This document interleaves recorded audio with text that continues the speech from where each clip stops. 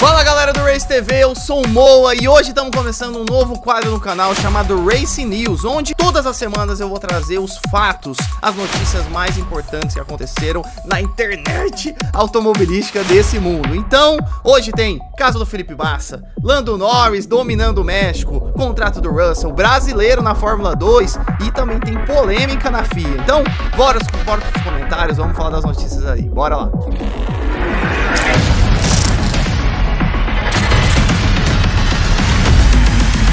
Bora começar falando do caso de Felipe Massa, da ação que ele tá movendo contra a Fórmula 1. Você lembra lá do ano de 2008 que o Massa tava disputando o título, o Massa na Ferrari, contra Lewis Hamilton no seu segundo ano da Fórmula 1 com a McLaren. Chegamos até o último GP com essa disputa. Massa venceu o GP do Brasil, que foi o último do ano. O Lewis Hamilton, infelizmente, tinha que chegar de sexto pra trás. Tava em sexto, na abertura do terceiro setor ali na junção, ele ultrapassou o Timo Glock da Toyota e chegou em quinto e acabou vencendo por um ponto o título de 2008, o primeiro do Hamilton na categoria, e até então aconteceu isso, a gente falou, putz, que infelicidade, né, foi muito triste pros brasileiros, mas automobilismo, esporte, essas coisas acontecem. Nesse mesmo ano, teve uma situação muito estranha no GP de Singapura, onde o Nelsinho Piquet bateu na volta 12, mais ou menos ali, Felipe Massa tava liderando, com isso, com esse rolo todo que aconteceu através de um safety car com a batida do Nelsinho, o Massa foi lá pra 13º, o Alonso que tava lá pra trás venceu, e o Hamilton que tava pra trás também ficou em terceiro. Só que aí, até então, coisas do automobilismo.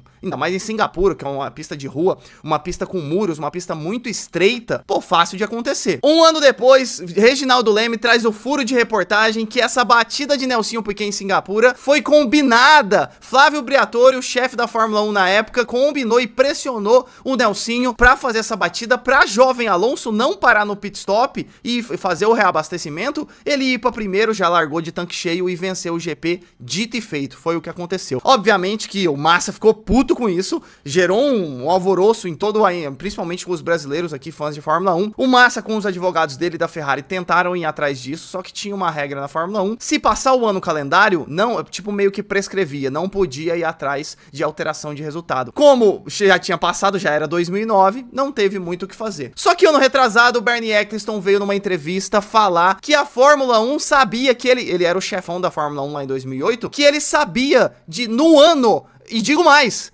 a Fórmula 1 sabia horas depois que acabou o GP de Singapura, eles já sabiam disso. E a Fórmula 1 não fez nada pra não manchar a reputação da categoria. Obviamente, todo mundo ficou puto de novo com o que aconteceu. Felipe Massa, então, foi atrás dos seus direitos e começou a mover uma ação contra a Fórmula 1 sobre esse resultado de Singapura. O que, na época, o que a gente achou, ano retrasado? Que o Massa iria querer o título daquele ano, porque se a gente exclui os resultados de Singapura, o Hamilton não teria um pódio e o Massa, lembra que ele não pontuou? Com essa diferença, o Massa seria o campeão daquele ano. Então a gente pensou que o Massa ia querer excluir o GP de Singapura e o somatório de pontos, o campeão seria ele, então tiraria o título do Hamilton. E aí o processo foi indo, e aí agora, nessa semana, no dia 31 de outubro, estamos tendo as primeiras audiências. E agora ficou mais claro pra gente. O Felipe Massa não quer que tira o título do Hamilton, ele quer uma compensação financeira, porque, gente, se o Massa tivesse sido campeão daquele ano, a vida dele seria completamente diferente.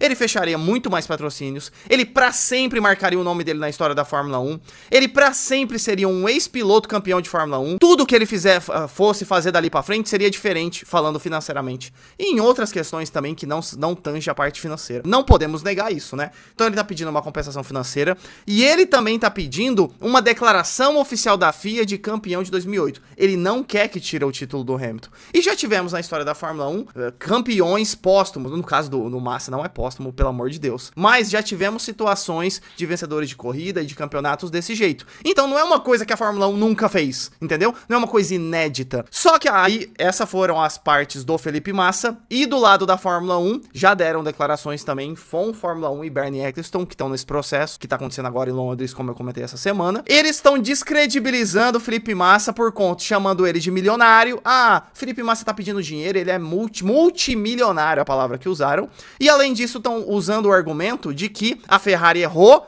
no pit stop com a bomba, com a mangueira ali de reabastecimento, e também falaram sobre a questão que prescreveu. Lembra que eu falei do ano calendário? Então eles estão batendo nesse ponto. Por enquanto é só o começo do processo, gente. As partes ainda não tiveram um debate direto. Por enquanto, os juízes ali, a corte, posso dizer assim, só ouviu cada uma das partes, mas ainda não teve nenhum debate. E, gente, essa história ainda vai muito pra frente. Eu vou trazer nas próximas semanas atualizações. Mas rapidinho, qual que é a minha opinião? O Massa tá coberto, ele não passa frio, porque ele está coberto de razão em ir atrás disso. Foi bizarro o que aconteceu. Não foi só bizarro o que aconteceu, como o mais bizarro que tudo isso é o cara que arquitetou isso tudo, que foi Flávio Briatore, tá na Fórmula 1 agora. Ele foi banido pelo resto da vida na época, só que aí hoje em dia ele tá na linha de frente da mesma equipe, da Renault, que é a Alpine hoje. Isso é bizarro. Bizarro. E o que aconteceu lá atrás foi uma coisa bizarra, foi uma corrida fraudulenta. Ah, Moa, mas a mangueira lá de reabastecimento não tivesse acontecido. Gente, aquele pit stop nunca era pra ter acontecido se o Nelsinho não tivesse batido de uma maneira combinada.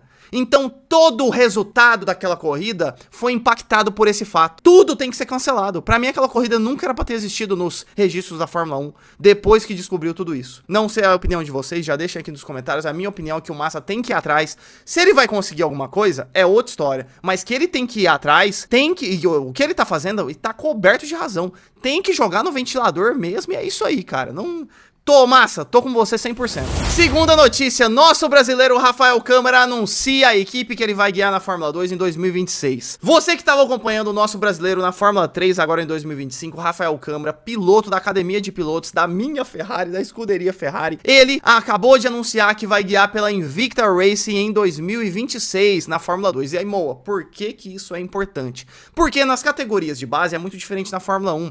Essas categorias, o regulamento é mais amarrado. As equipes não têm tanta margem para alterar os carros e não tem tanto investimento como tem na Fórmula 1, de equipes gigantescas, pitstops, engenheiros, desenvolvimento de carro. Não tem tanto dinheiro igual a Fórmula 1 tem. Então, você escolher uma equipe boa, uma equipe de ponta, uma equipe que tá com um diferencial para você disputar um título é muito importante. Por isso que a nossa expectativa com o Rafael Câmara tava altíssima. E aí o Rafael Câmara escolheu de uma maneira completamente acertada, porque a Invicta Racing venceu o campeonato do ano passado da Fórmula 2 com o nosso brasileiro também, Gabriel Bortoleto, está liderando o campeonato de pilotos esse ano de 2025 com o Fornaroli, o italiano, e assim, a tendência é que seja uma boa equipe para 2026. E com esse anúncio, o Câmara tá repetindo os mesmos passos de Gabriel Bortoleto. No primeiro ano da Fórmula 3, ele guiou pela Trident e foi campeão. Bortoleto e Câmara fizeram exatamente a mesma coisa. E agora na Fórmula 2, Rafael Câmara vai guiar pela equipe Invicta, que foi a mesma equipe que o Bortoleto guiou. E tomara que ele seja campeão no primeiro ano, que é o ano que vem, e tomara que o Rafael Câmara consiga uma vaga na Fórmula 1 como o Bortoleto conseguiu. Imagina ter Bortoleto e Câmara juntos na Fórmula 1 em 27, talvez em 28, seria animal. Chefões da McLaren revelam o motivo que Lando Norris venceu por uma margem tão grande o GP do México 2025 da Fórmula 1. Zac Brown e André Stella vieram a público comentar por que o Norris dominou tanto assim o GP e por que o oposto disso aconteceu, que foi uma performance ruim de Oscar Piastri, já que Norris fez a pole position, Piastri ficou em oitavo, depois largou ali em sétimo pela punição do Sainz, e no GP Norris chegou 30 segundos na frente do Leclerc, e o Piastri sofreu ali na quinta colocação, quase ultrapassou o Berman em quarto, mas acabou ficando em... E o que eles falaram foi, o principal motivo foram as alterações geradas nas reuniões pós-GP de Singapura, alterações no carro, de feedbacks de Lando Norris e de Oscar Piastri, mas os feedbacks do Norris acabaram favorecendo mais ele, só que isso nem foi o ponto principal. O ponto principal foi as características da cidade do México e o quanto afetou a dirigibilidade, ao estilo de pilotagem de cada piloto. Dando um contexto aqui rápido, o circuito do México fica na cidade do México, que está a 2.240 metros de altitude, o mais alto do calendário da Fórmula 1.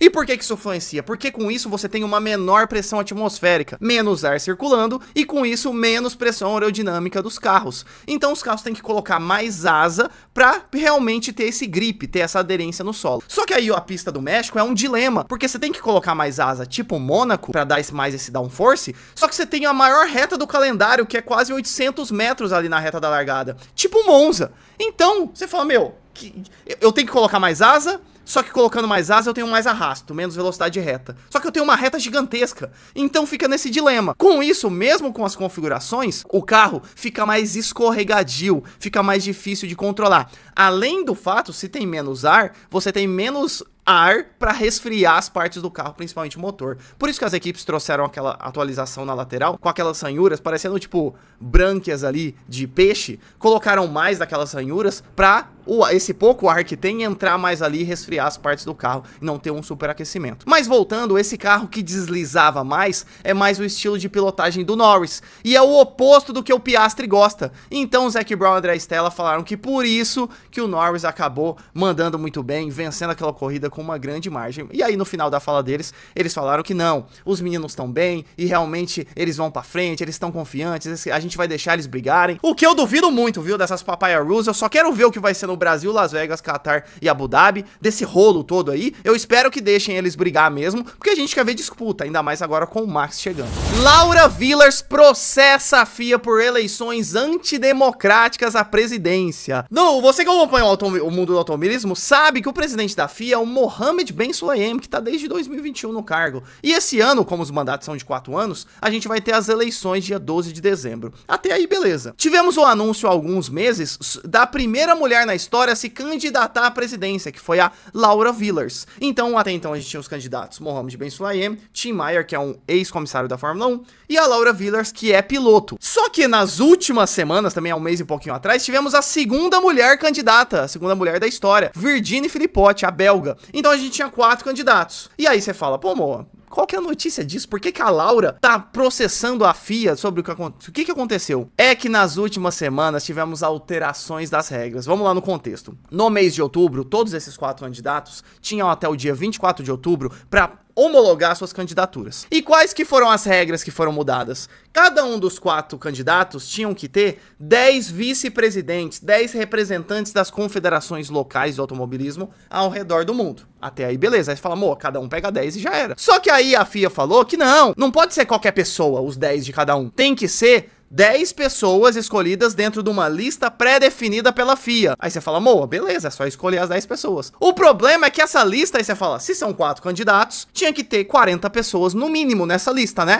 Negativo, tinham 20, ou melhor, tem 29 pessoas. Aí você fala, ué, se são 4, tem 29? 2 pessoas já não conseguem competir. Porque uma vai escolher 10, a outra vai escolher 10, vão sobrar 9 nomes, que não completa mais a chapa de uma pessoa. Então 2 já não conseguem se candidatar. E aí isso já piora a situação. Por quê? Se a pessoa tá na chapa dessas 29, se tá na chapa de uma pessoa, não pode estar na chapa da outra. E aqui entramos no ponto. O representante do Brasil, o representante da América do Sul, dessa lista de 29, só tem uma pessoa. Então, quando os candidatos fossem escolher o seu representante da América do Sul, só tem uma pessoa disponível, não tem 4 para cada um escolher uma. E aí, adivinha onde essa pessoa tá na chapa? Do Mohammed Ben Sulayem, que é o atual presidente. Isso faz com que aconteça o quê? Só o Mohammed Ben Sulayem conseguisse protocolar homologar a sua candidatura. Então é uma eleição de só uma pessoa concorrendo. Você me entende? Bizarro. Bizarro. Então, ó, voltando, há algumas semanas, Tim Meyer e Virginie Philippot tiraram as suas candidaturas por esse motivo que eu acabei de explicar. Só que a Laura Villers mandou bem, ó, palmas, uma salva de palmas pra Laura Villers, que ela mandou bem demais. Assim como o Felipe Massa fez, que a gente comentou agora há pouco, Laura Villers jogou no ventilador e está processando a FIA por um processo eleitoral antidemocrático, onde os candidatos não conseguem competir. É só uma pessoa, como eu acabei de explicar. Então, trarei notícias mais sobre esse processo que vai acontecer agora em novembro. E fala pra mim nos comentários. A Laura tá coberta de razão ou não tá? Assim como o Felipe Massa. George Russell anuncia que sim, o seu contrato com a Mercedes tem cláusulas de performance para renovação automática em 2027. Você que acompanhou esse ano a novela que foi a renovação de contrato com os pilotos da Mercedes, onde George Russell e Kimi Antonelli tinham seu contrato só para 2025 e com toda a má performance da Red Bull, tretas com Christian Horner e Verstappen descontente, muito foi se cogitado cogitando do Verstappen ir para ativar cláusulas do contrato dele e para Mercedes no ano que vem, ou quiçá em 2027. E aí tivemos encontro de Toto Wolff com o Verstappen lá na Sardenha, no Summer Break, e um monte de especulação, que realmente estava indo, eles estavam conversando real, viu? Era real essas conversas. Só que Verstappen não ativou as cláusulas de performance que liberariam ele para 2026. Christian Horner acabou sendo demitido da Red Bull. O Verstappen, feliz da vida, foi lá guiar na liga alemã, lá em Nürburgring. Ele foi guiar de GT4 e depois de GT3, feliz da vida. Provavelmente ele fez isso como contrapartida pra ficar na Red Bull. E aí a Mercedes falou, vixe, agora eu vou ter que renovar com esses meninos. Só que ficaram enrolando demais. Só na semana retrasada anunciaram a renovação de contrato deles, porém só confirmaram que eles estão no ano que vem. Não deram detalhes do contrato. George Russell veio a público falar que sim, os rumores eram verdadeiros. Ele tem uma cláusula de performance no seu contrato, e se ele ganhar do Antonelli por uma certa margem no ano que vem, em 2026, o contrato dele já é automaticamente renovado para 2027. Se o Verstappen vier para a equipe, teremos George Russell e Max Verstappen, companheiros de equipe, eles que você lembra, GP do Canadá desse ano, GP da Espanha desse ano, que o Verstappen jogou o carro pra cima do Russell. Me fala, se não vai ser um Senna Prost, guardado as devidas proporções. Lewis Hamilton e Rosberg 2016. Teremos Russell e Verstappen. Tomara, eu já quero que isso aconteça. Só pelo tanto de história que vai gerar isso tudo. E pra gente fechar, Max Verstappen consegue ser campeão da Fórmula 1 ainda esse ano? Depois dos resultados do GP do México, o Verstappen tá a 36 pontos do líder Lando Norris e 35 pontos atrás de Oscar Piastri, vice-líder. Ainda temos 4 GPs e 2 sprints pra terminar a temporada. Então a gente vai, se o Verstappen ficar em primeiro em todos os GPs e sprints e o Norris ficar em segundo, o Verstappen em corridas tiraria 28 pontos e em sprints tiraria 2, então somaria 30 pontos, só que lembra que é 36, então faltaria 6 pontos. Então o Verstappen não depende só dele, que é ganhar tudo, ele depende de uns 2 terceiros lugares pelo menos do Lando Norris nesses 4 GPs, ou cair em alguma sprint. Então assim, Verstappen ainda pode ser campeão, ainda é possível, só que é muito difícil, vai ficando cada vez mais difícil. E é óbvio que essa projeção que eu fiz agora é irreal, né, gente? Eles não vai ficar em segundo em todas as corridas e tudo mais. Até um exemplo que aconteceu agora, o Piastri ficou lá pra trás, Verstappen também ficou. No GP anterior em Austin foi o contrário, eles ficaram lá pra trás, bateram na sprint, vocês lembram? As duas McLarens abandonaram.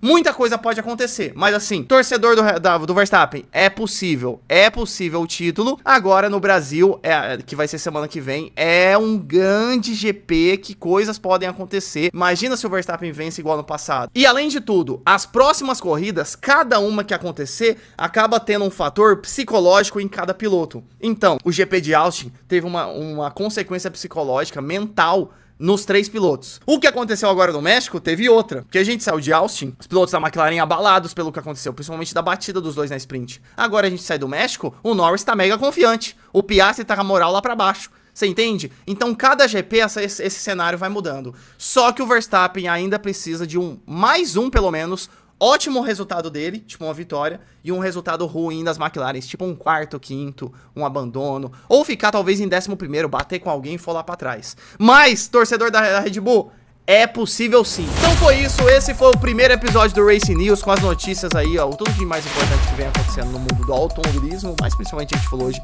da Fórmula 1. E deixa aqui nos comentários as suas opiniões, obviamente, sobre cada notícia, o que você quer ver no próximo Racing News. Voltamos semana que vem com atualizações de tudo isso, e sexta-feira que vem, dia de felicidade, sabe por quê? Teremos o GP Brasil de Fórmula 1, chegou o nosso momento. Você vai em Interlagos? Deixa aqui nos comentários, e é isso. Então é isso, valeu, falou!